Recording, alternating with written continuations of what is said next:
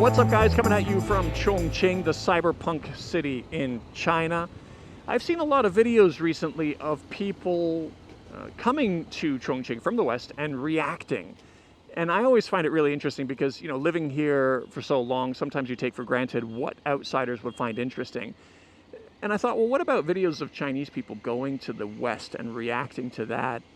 I haven't seen as many of those. Doesn't mean they don't exist. Maybe they're just not showing up in my algorithms. But what about taking it one step further? What about somebody who was born and raised in the West and then moved to China, lived there for nearly 2 decades, becoming fully integrated, and having a very long absence from even visiting the West? Well, that's what happened to me this past summer. I have not been back to Canada in 7 years, and I went for the first time for a summer holiday with the kids. And I want to talk about what it was like, what the reverse culture shock was like, whether I became more or less sure about the decision I made to move and live in China, and just, what kinds of conversations I had with Chinese people living in Canada. And maybe a little bit of politics too. It wouldn't be a Daniel Dumbrell video without politics. But I think I want to start with the first major sticking point, which was being reminded about how overregulated life is in Canada. In my parents' city, you're not allowed to hang a clothing line out in your own backyard. You're not allowed to park an RV or a tall vehicle over a certain height in your own driveway during certain seasons. I rented a cottage up north and took my family out there. And I was fishing out in the canoe. And one day, one of my canoe trips, I went back up to the cottage, and my dad asked me, well, what are you doing? You forgot something? I said, yeah, I think I'm going to grab a beer, have a beer out there. He said, oh, no, you can't do that in Canada. Can't even have a beer on a canoe or at a beach or in public. That's all a non-issue here. And the police also, my parents they've seen how I drive in China. They see how everybody drives in China, and they reminded me that you got to drive differently here. You got to, if it's a red light and you're turning right, you make sure your wheels come to a full, complete stop, because if you don't, even if it's moving even just a fraction, the police will catch you for that. The police are always waiting for people at the most opportune spots to give out the most tickets possible. For example, if you're going downhill in the 60 zone and it turns into a 40 zone or something like that, they will be there to hand out as many tickets as possible. Whereas it's kind of the opposite in China. There was one case where I heard where they were taking advantage of a high-ticket environment in Shanghai. One of my friends said he was riding his e-bike and there was a road where you're not supposed to go straight. You're supposed to turn right and follow a detour route. And a lot of people failed to do that. When they passed through the intersection, there was a police officer waiting there and getting ready to write them all tickets, until one lady started yelling at the police officer saying, we're all making the same mistake. Obviously, your signs are not clear enough, and you are supposed to be here to serve us. So why aren't you on that side of the street redirecting us before we make this mistake? And the police officer agreed with her and said, you know what, you're right. And they closed up their books and they went on the other side of the street to redirect people. I mean, that kind of thing is unheard of, especially kind of getting angry at a police officer. And that happens all the time here. When you see an argument between a civilian and a police officer, it's pretty much guaranteed that you're going to see the civilian yelling at the police officer rather than the other way around. And when maybe 20 years ago, it was a little bit different. And there are different segments. There was something called the Chengguan, where they still exist. And they're kind of like city management police. They used to have a really bad reputation in China years ago. And now it's a lot better. You see this car cutting me off? I'm going to tell you. I'm going to touch on that topic in a second. But yeah, no, they had a bad reputation, and they were dealing mostly with people like, for example, shops who were putting their, stuff outside their shop boundaries to sell, or chairs and tables where they weren't supposed to. And so probably the Chengguan had to deal with them on a regular basis and tell them the same thing over and over again. But regardless, still, they had a bit of an attitude on them. Not so much anymore, but here you really get the sense, like, you're not afraid of police here. But you learn to fear the police in the West because they're always looking for some sort of an opportunity to get you on something. Or they're just power tripping and they're just rude to you. I already had that experience in the summer in Scarborough Bluffs in the east end of Toronto. They had closed a parking lot to the Scarborough Bluffs early, kind of just arbitrarily. They just decided on their own before the closing time of the park, well before, a couple hours, even though there were parking spaces in there too. It didn't look like it was a city decision. You couldn't find it on the Scarborough Bluffs website. So we had to park really far away to walk in. But even when they were doing that, they just were full of attitude when they're saying, park's closed. No, go, leave. And you just don't get that kind of an experience here. I want to quickly shift gears to something a little bit more positive for a second, though. Friendly. People in Canada are so outwardly friendly, so much so that I forgot how friendly they were. Now, people are friendly in China, but it's shown in a different way. You know, if you're walking down a trail in Canada and, you know, there's nobody else on the trail, somebody's walking in the other direction, the opposite direction, they'll say hi to you, they'll say good morning to you, and that's really nice. You know, if you're walking into a mall and somebody's ahead of you, they'll hold the door open for you. And that's very nice. Sometimes it's a bit of an inconvenience because if you're a little bit too far away and they start holding the door open for you, suddenly you feel like, you know, a requirement, a need to speed up so that they're not holding the door open for you too much. But, you know, when I was talking to some of my friends in Canada about that, some of them are becoming a little bit more pessimistic, negative, disillusioned. I don't know what the right word is, but a little bit more negative about Canada. They said to me, well, that's only because people are watching.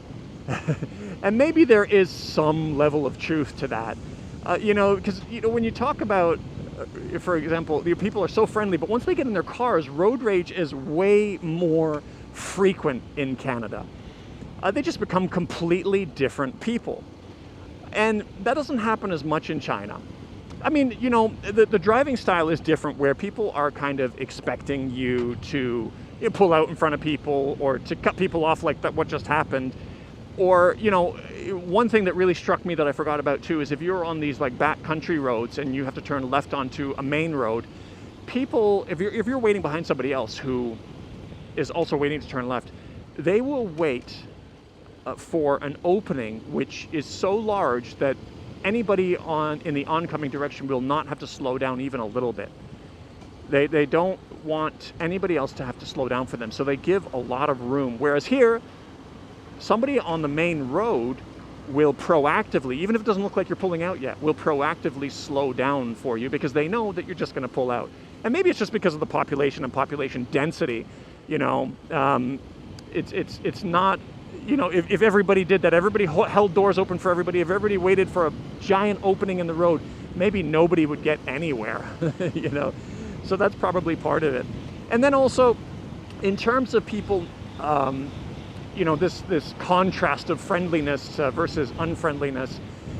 I rented a cottage up in northern Ontario in a place called Burke's Falls on a lake called Jack's Lake. And we were going out in the canoe every day.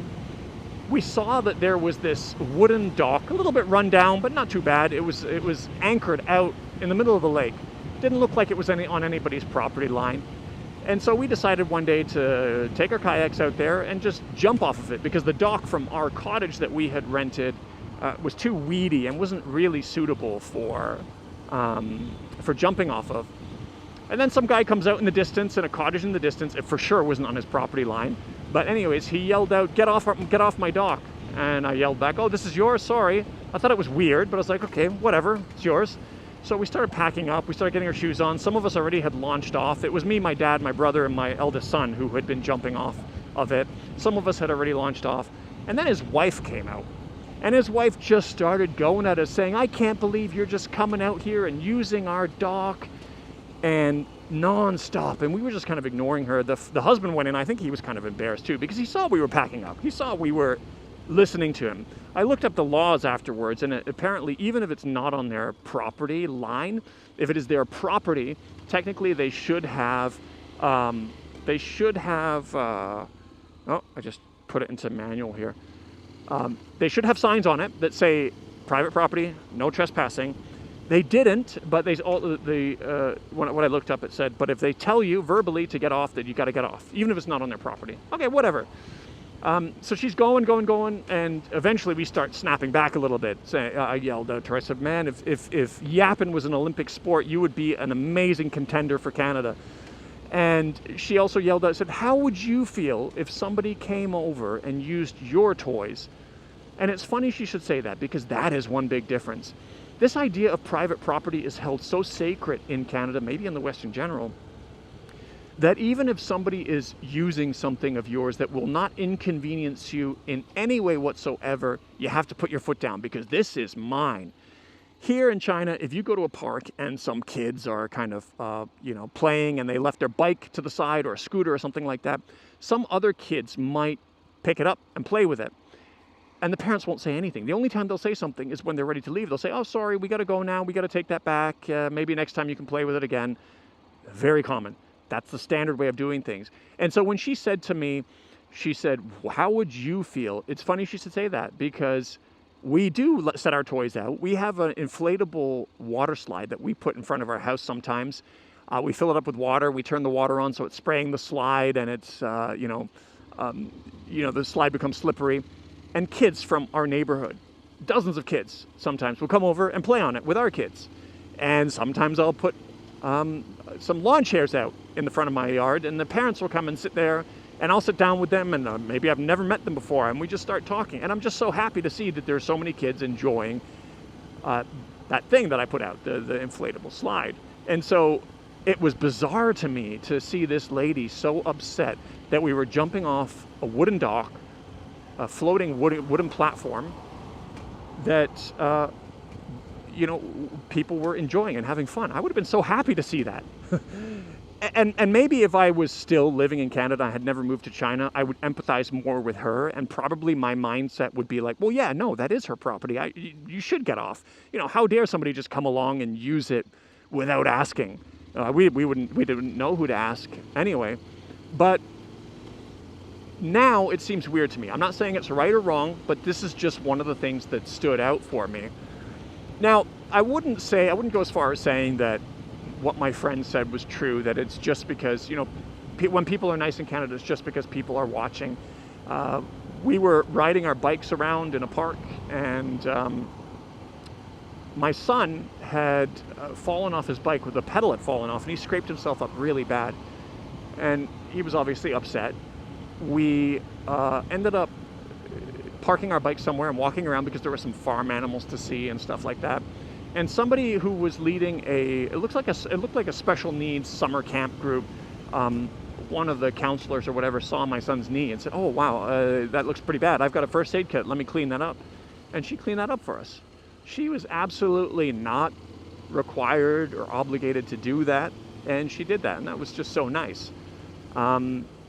Up at the cottage too, that we rented, you have to throw your own garbage out. You have to take it to the dump, and when we took it there, I wasn't exactly sure how to do things like you separate plastics and food and stuff like that. So when I went there, I was like, I don't know what to do.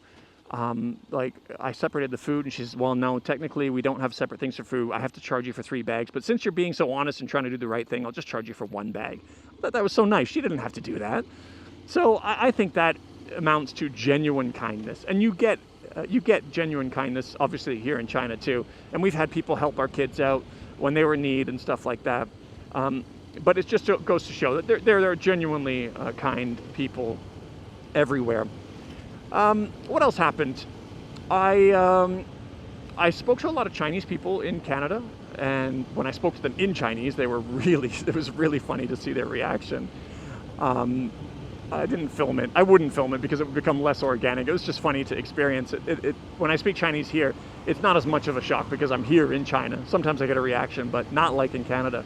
But anyways, actually even I went to a restaurant called Chongqing in Mississauga, and there was a table of Hong Kongers who recognized me. They came up to me and said, "Are you Daniel?" I said, "Yeah, Daniel Dumbro." I said, "Yeah." He said, "I've been watching your videos since 2019. And they used to be anti-China, sorry. But after the 2019 Hong Kong riots, and when they saw how there was such a big disconnect with what was actually happening on the ground and how it was being reported, they actually became more pro-China. And a lot of these people I met who were from China or from Hong Kong, a lot of them want to move back now. A lot of them kind of maybe they see the trajectory of Canada and of China, and they just prefer China. There were a lot of, when I went fishing, there were a lot of Chinese people who were fishing. They love fishing in Canada. And some of them were talking to me because they asked me about my status in China. When they learned I had a PR card, they were really curious about that. And they wished they could get one too. Because, but it's difficult for them because they say that because they already canceled their Chinese passport, it's almost impossible for them to get. I don't know if that's true or not, but anyways, a lot of people wanted to go back, and it probably goes back to this. You know, these little things add up when your daily life is just so regulated in Canada. It feels a bit overwhelming coming from somewhere like this, which I know this is going to sound totally bizarre and insane to somebody who has a stereotypical view of China, but you're just so much more free here on a day-to-day basis. And I know probably a lot of people will say, well, yeah, okay, so, but when it comes to politics or when it comes to the bigger issues, then you're in real trouble in China. But that's not really 100% the case. Yeah, sure, there is a lot more sensitivity about people being critical about the government in certain ways. And there is a context to it. I'm not going to make excuses for it, but there is a context to it where, you know, the US government is full of people like Marco Rubio and all these people who actively and openly say that they want to overthrow the Chinese government. And they actively fund millions of dollars into separatist groups who are constantly trying to tear apart China. And this is all on the books. You can look it up from the National Endowment of Democracy and all the grants they give to separatist groups. They even put Xinjiang, the National Endowment for Democracy, funded by the US government, even uses pictures of China with Xinjiang cut off from China using the East Turkestan separatist flag. So if you had the exact same thing, if you had a foreign government like China trying to overthrow the US government and actually funding and having some successes with infiltrating American society, you would see far greater crackdowns on freedoms in the West too. If you don't believe me, just look at TikTok. Even the idea, even the possibility of TikTok being used by the Chinese government to influence the youth of the West, without any evidence, even just the potential of it, was enough for the US government to try to ban it and force a sale of it. So there's your evidence, if you don't believe what I'm saying, that it would become a lot more strict also. But back to the main point. Eric Lee in China is a guy that I really like listening to, and he says something that I think hits the nail on the head. And he says, in America, you can change the parties, but you can't change the policies. In China, you can't change the parties, but you can change the policies. And it's so true. People do protest here. It causes change. It's one of the reasons COVID-0 ended when it did.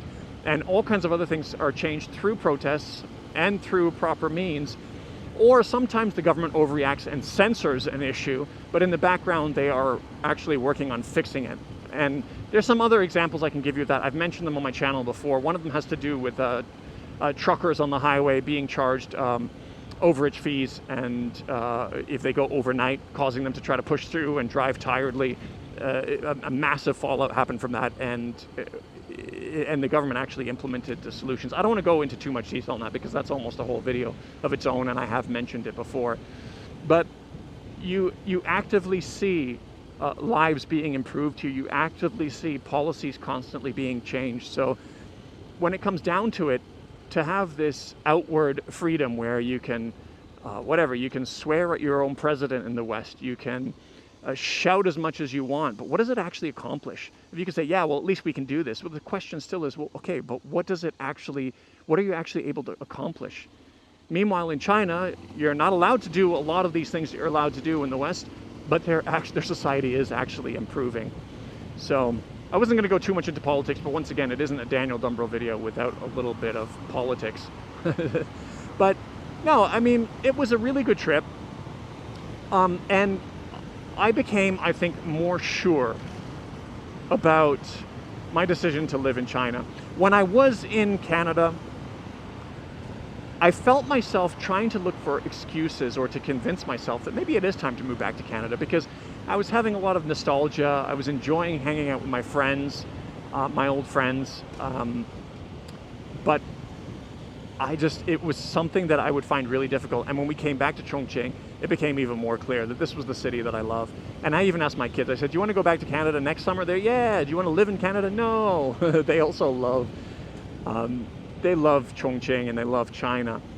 So I think that became a lot more clear to me. but it was so good to see my friends. Some of my friends, I have a bunch of friends a lot of my friends are much older than me, 20 years older than me, so it was weird, you know, seeing a lot of them face like major health issues now. One of my friends, who's more or less the same age as me, and who I've known for the longest, you know, since elementary school, longest continuous friend.